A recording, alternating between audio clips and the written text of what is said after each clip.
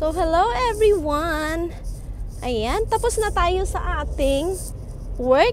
Kaya, biyahe na tayo pa uwi. So, ayan. Ayan po yung way natin pa uwi.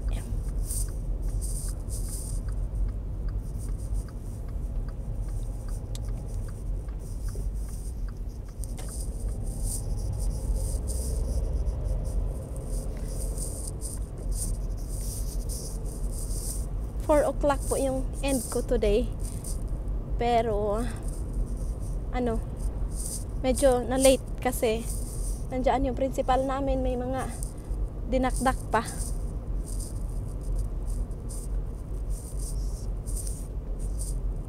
So, ito yung aking workplace.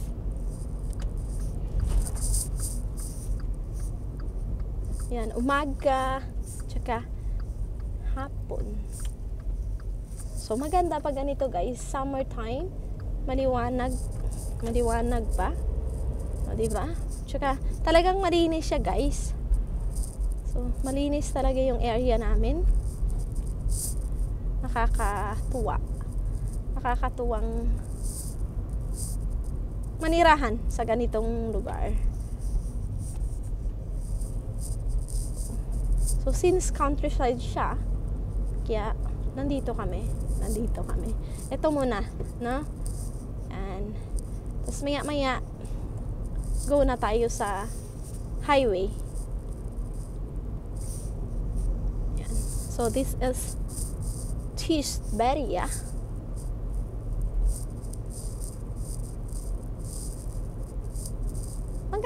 Maganda siya na lugar. Tahimik. Tsaka siya, yung maganda sa mga bata. Kasi nature ang paligid.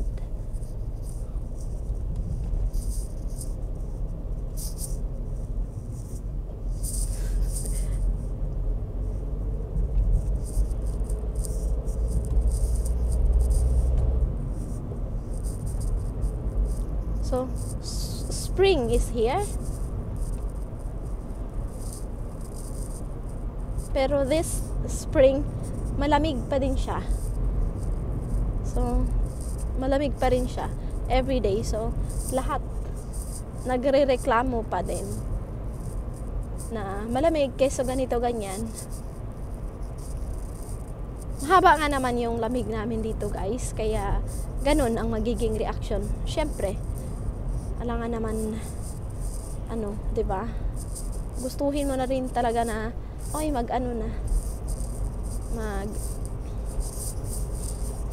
summer or the real spring.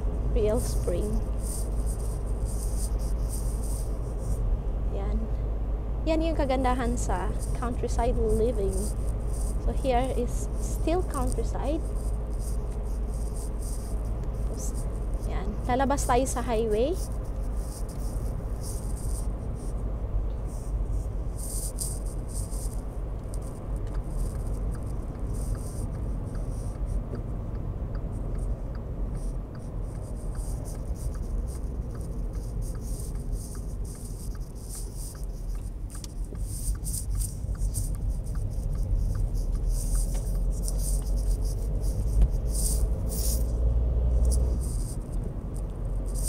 Highway na tayo guys. So ganito yung aking buhay araw-araw. Yan. Doon yung dito kasi yung trabaho ko.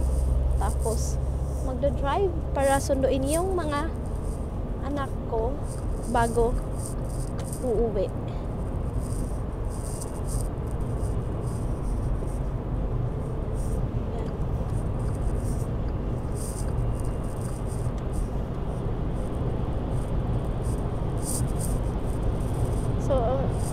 Siya, nakakatuwa pero nakakapagod. Ika nga, talagang nakakapagod kasi araw-araw ganito ang eksena ng aking buhay.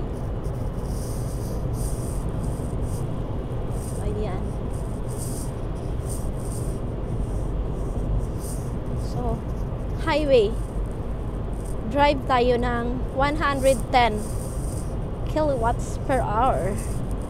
Pero hindi naman siya traffic kasi. Dito hindi naman uso ang traffic. Kaya walang problema. Pag nag-traffic naman sila dito guys, saglit lang din. Pag may mga aberya lang sa kalsada. Yan. Pero kung wala naman, talagang hindi rin uso ang traffic. Hindi katulad sa atin sa Pilipinas na inuuso talaga yung traffic. Dito hindi uso ang traffic. O diba? Diba? Maganda yung area namin. Kaya yun ang nakakatuwa. Yun nga lang, pagka dito kasi plus sa'yo, pag nasa countryside ka, plus sa'yo ng mayroong kang lisensya. Plus talaga siya kay, syempre, wala mang bus na diretsong ganyan, putol-putol din. Or hati-hati ba? Dito, doon, ganyan.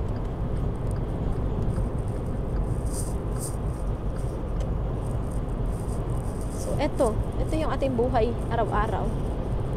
Kanina, maaga ako kasi alas 7 yung pasok ko.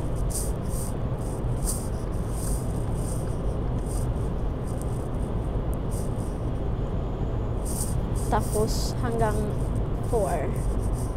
Pero yung kasama ko guys, nakakatawa. 3:30 lang yung end niya. Sinabi niya 4 hanggang 4 daw siya. Kaya ayun. Meron siyang extra oras na inano.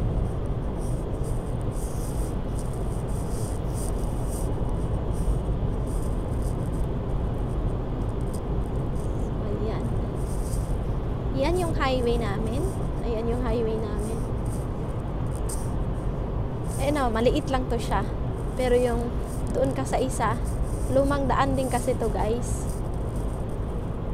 Lumang highway.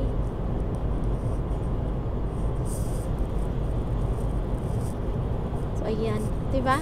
Green na green ang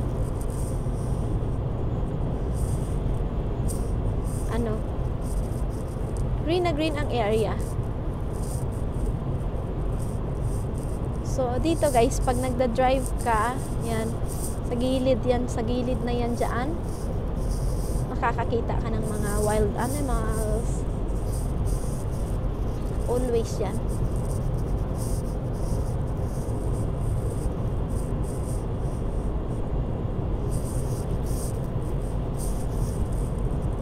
Diba maganda? Ganda mag-drive kasi hindi siya ganun ka-traffic. Traffic lang talaga dito guys pag may aberya sa kalsada or may inaayos na kalsada. Aberya yung mga nasiraang sasakyan. Yan. Pero hindi siya ganun ka kasi kahit pa paano maingat, takot yung mga tao na lumabag sa batas, di ba? Kasi mas mahigpit ang nila.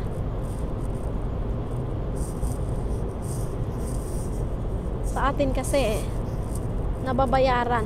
Dito hindi kasi pwedeng ganun. Kaya talagang maingat ang mga tao.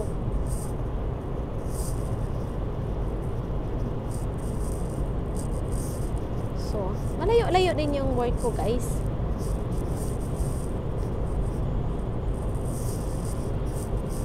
Ayan. O, diba? Sa araw-araw, ganito ang makikita mo. Kasi countryside siya. Pero highway. O, diba?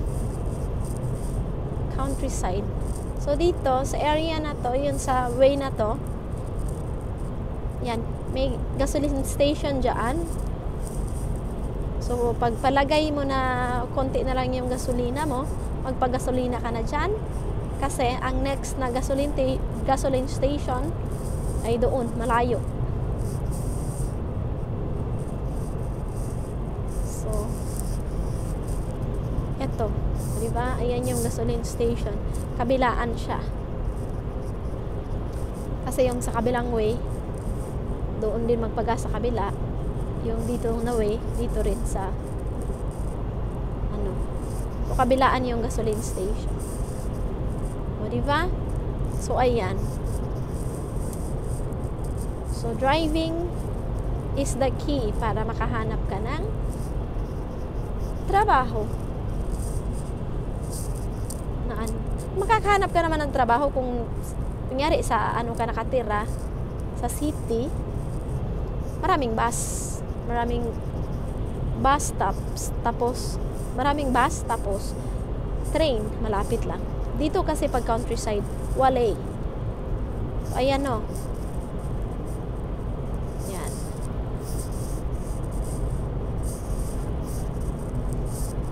So, makulimlim. Sana maano. Tsaka malamig. 5 degrees lang. Malamig siya talaga today. So, hindi pa rin talaga siya spring na katulad sa ibang lugar. Sa amin dito, talagang huli kami. Huli. Kaya hinahabol namin yung time na init ang panahon. Ayan guys, no? So, kalahati pa lang tayo sa ating katsutsunghan. Ayan, nangalahati na rin tayo. Halfway na tayo papunta sa amin. Tsaka ka na blinkis na ano.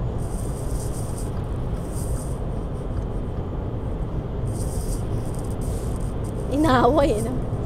Yan. O, diba? Tingnan nyo, guys.